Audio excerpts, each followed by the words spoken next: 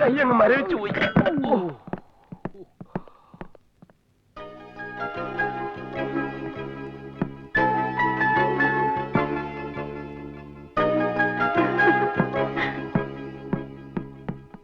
പിടിക്ക പിടിക്കോ. ഞാൻ പിടിച്ചിട്ടില്ല. അയ്യോ കാല്. എവിടെ നോക്കിയാണോ പിടിച്ചത്?